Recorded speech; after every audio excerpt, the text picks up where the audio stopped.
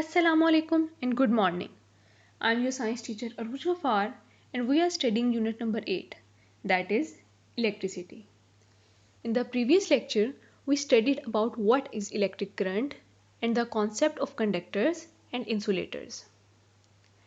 At the end of this lecture, you will be able to define circuit and understand the concept of a complete circuit.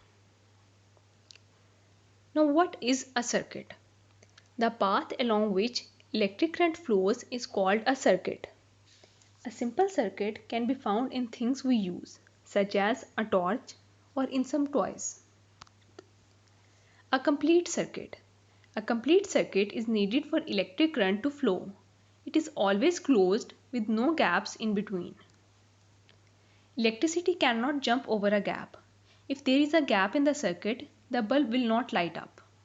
As you can see in this first picture, the current flows out through one end of the battery and flows back in through the other end. So the loop or the chain is complete and the bulb is lit. While in the second picture, there is a breakage in the circuit and the bulb did not light up. Now where is this electricity produced? Mains electricity is produced in power station. It is brought to our homes through thick wires called cables. We have already studied the structure of a cable in the previous lecture.